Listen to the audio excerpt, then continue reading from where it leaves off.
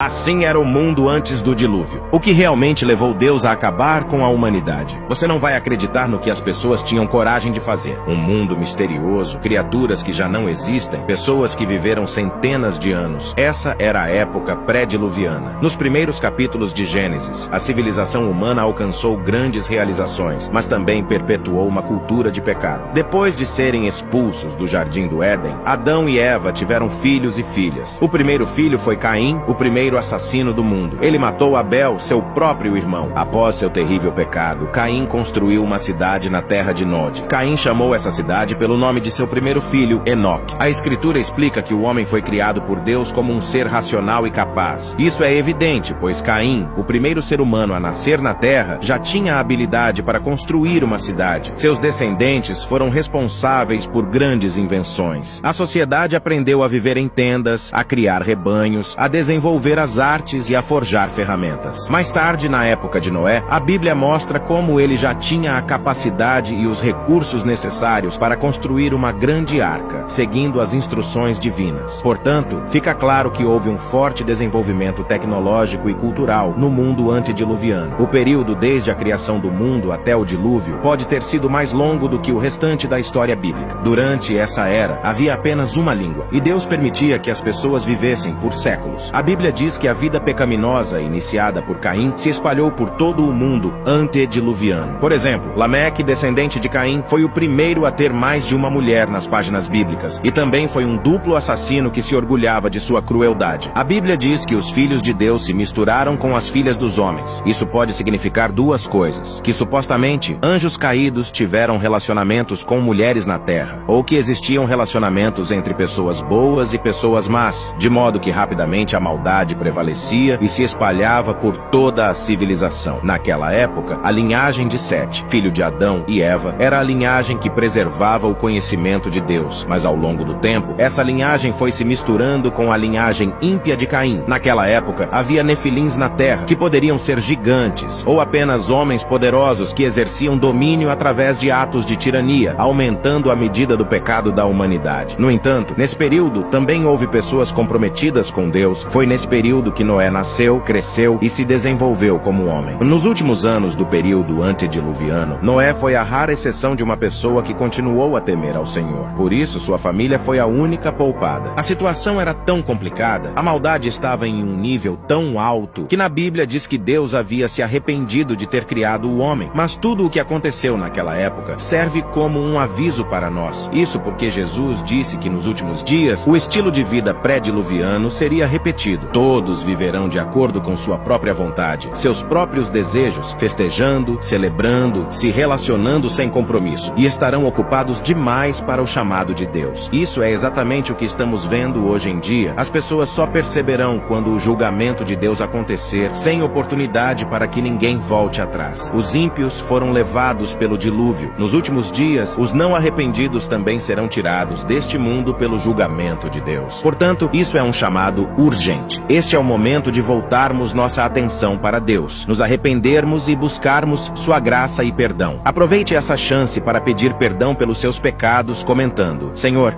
perdoe meus pecados. Se tiver algum pedido de oração especial, deixe nos comentários. Estaremos orando por todos. Compartilhe o vídeo. É uma forma de evangelizar e salvar mais pessoas. Não se esqueça de seguir nosso perfil. Deus te abençoe.